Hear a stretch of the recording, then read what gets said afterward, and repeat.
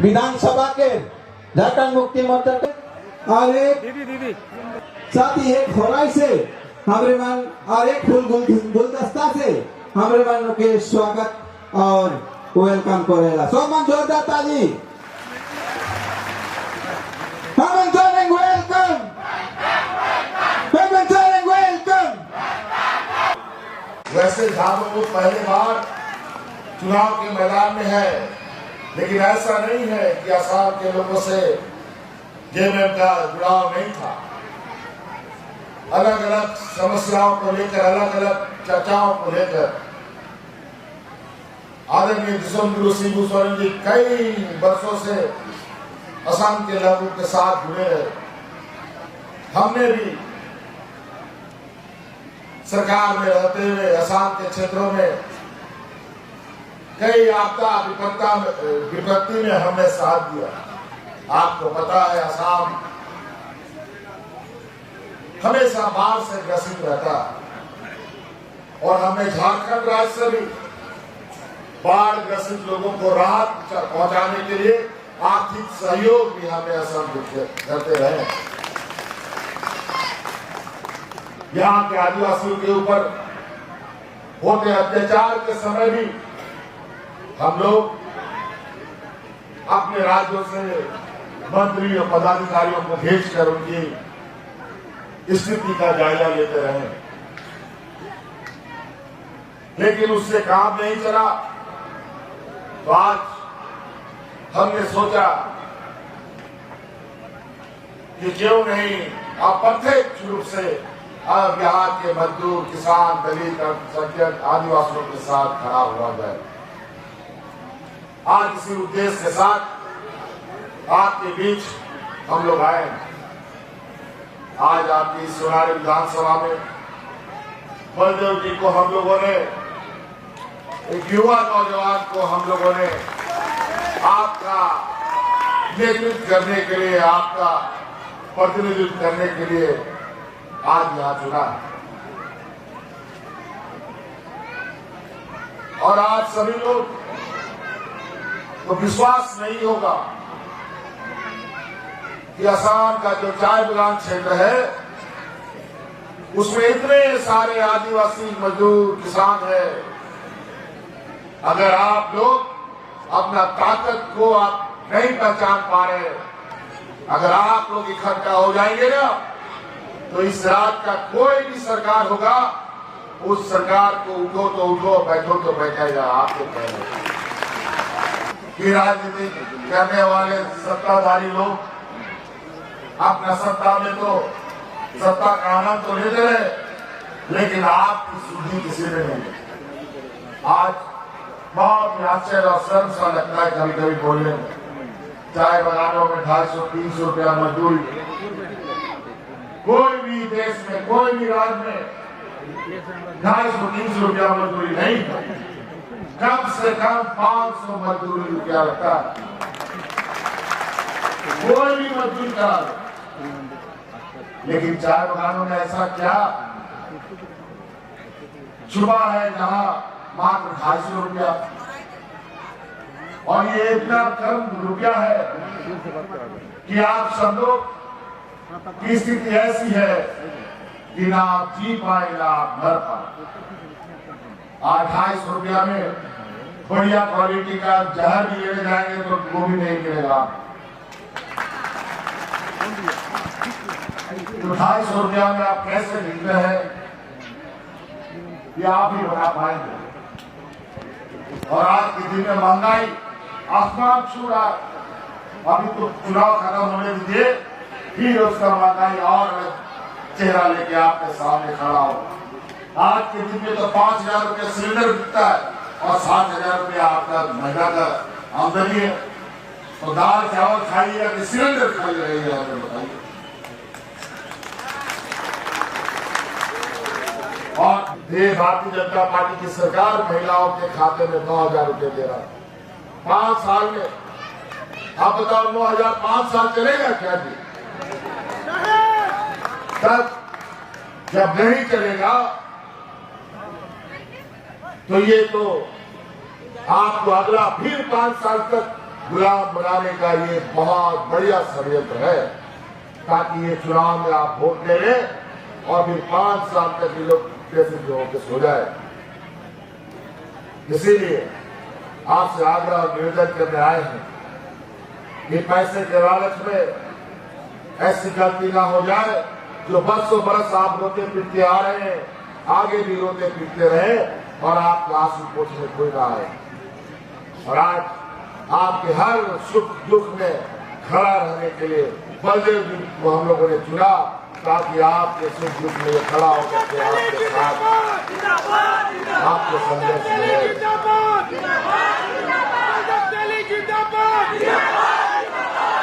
आज यहाँ पर बड़े पैमाने पे जब असम नहीं बना, बिहार नहीं बना, उड़ीसा नहीं बना, एक करीब बंगाल के समय से हजारों साल से मजदूर यहाँ पर खेती बाड़ी करते आए हैं, चाय बगानों में। आज वो आदिवासी लोगों ने असम को तो अपना लिया, लेकिन असम ने आज के दिन में भी अपनी पहचान के लिए संघर्ष रखा। हमें समझ में नहीं आता कि जब एक ही पूरा राज था उस समय, सब एक थे, तो आज जब अलग अलग राज हुआ तो बिहार का आदिवासी आदिवासी बन गया, झारखंड का आदिवासी आदिवासी बन गया, उड़ीसा का आदिवासी आदिवासी बन गया, बंगाल का भी आदिवासी आदिवासी बन गया, लेकिन असम का आदिवासी को आदिवासी नहीं माना। कहीं न कहीं आपको बड़ा चतुराई से हमारे पूर्वज पढ़े लिखे कम होने की वजह से कागज पत्थर में क्या लिखा रहा है, क्या पढ़ा जा रहा है, कोई नहीं समझ पाता। ऐसे मंचों में भाषण देकर के कोई हमें बताता नहीं था कि कैसे हमें ठगा जा रहा है, कैसे हमें छला जा रहा है।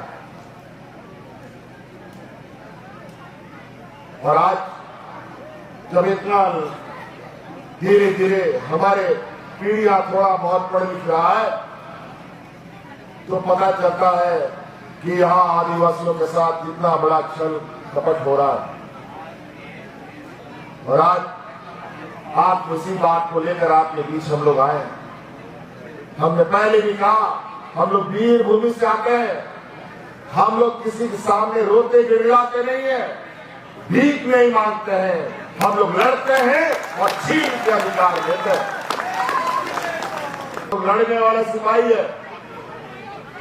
आज जाके देखो झारखंड में, जैसे ही डबल इंजन की सरकार वहां पर थी, लेकिन वो डबल इंजन की सरकार में वहां के आदिवासी किसान मजदूर भूख से मरने लगे थे। हाथ में राशन कार्ड लेकर के भात भात करके मरता था। फिर हम लोगों ने डबल इंजन की सरकार को उखाड़ के फेंका, गुजरात भेज दिया। आज वहां पर झारखंडियों की सरकार है। और आज कोई झारखंड में भूख से नहीं मरता।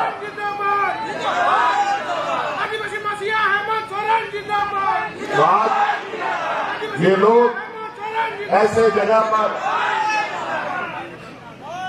अपना हमेशा राजनीतिक रोटी पकाते हैं जहां समाज के अंदर भेदभाव रहता है। और सबसे पहले ये भाजपा की सरकार यहां आने के बाद याद कीजिए वो दिन 2000 आज से 10 साल पहले 16 में सरकार बनी। उसके बाद यहाँ एनआरसीसीए जैसा बम फोड़ने का काम किया। किसी को बाहरी बता दो, किसी को मुसलमान बता दो, किसी को हिंदू बता दो, किसी को आदिवासी, किसी को और कुछ बता दो। पूरा सब कसम के लोगों को तबाह कर दिया। हम तो अभी कुछ दिन सुन रहे थे, देश का गृह मंत्री यहां आकर के बोले हैं कि अभी फिर से असम में भाजपा की सरकार बनाओ, यहां से घुसपैठिए को भगाएंगे। यही बात 2019 में भी बोला, यही बात 2016 में भी बोला। हर चुनाव में ये घुसपैठिए भगाते रहता है।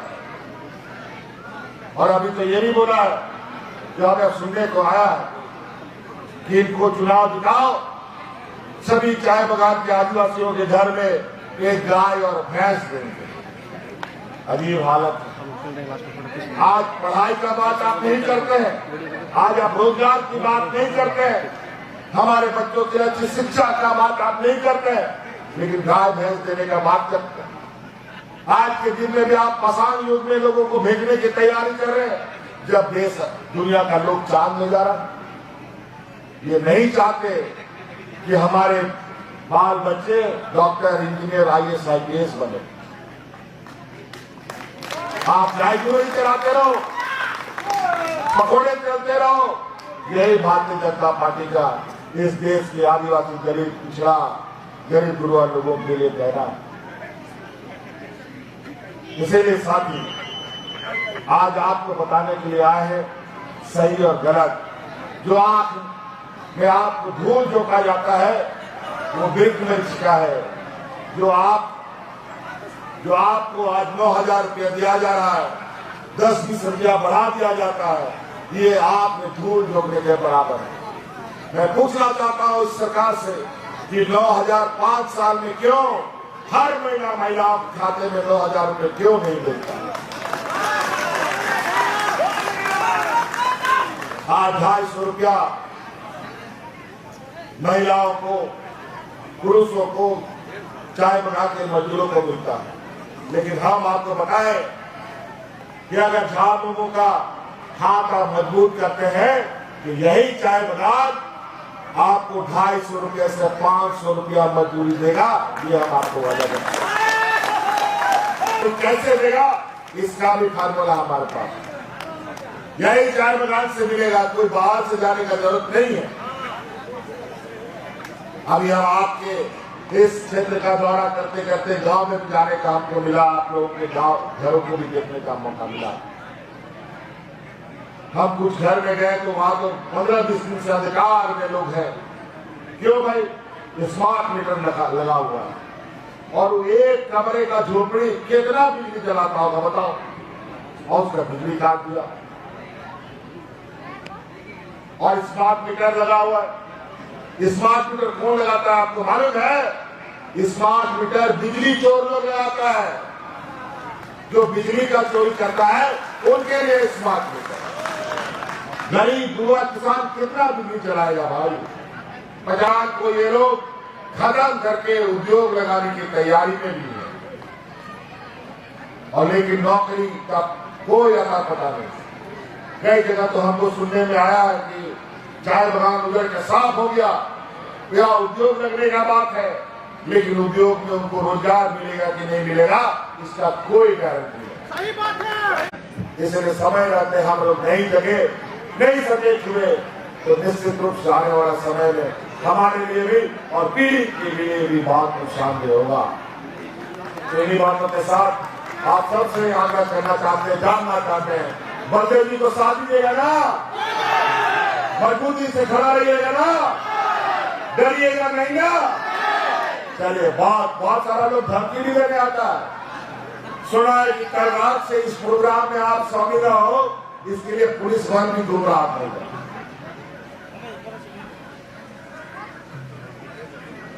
पूरा देश का बड़ा बड़ा फोर्स को यहां लाके पकड़ दिया है ताकि आपने संवैधानिक ताकतों का दुरुपयोग कर अपना चुनाव जीते। ईवीएम मशीन में भी बहुत छिटपिट करने का बात खबर आता है। अभी कई वोटर लिस्ट अपने हिसाब से बनाता है, लेकिन उस सब चीज का इलाज है। कोई ईवीएम मैनिपुलेशन, कोई वोटर लिस्ट मैनिपुलेशन काम नहीं करेगा अगर यहाँ का आदिवासी, यहाँ का गरीब पिछड़ा एक साथ रहेगा। सबका ताकत का जवाब एकजुटता। एकजुट रहिए, सारा समस्या का समाधान आपको दिखाई देगा। जय जोहार, जय श्राम, जय आदिवासी।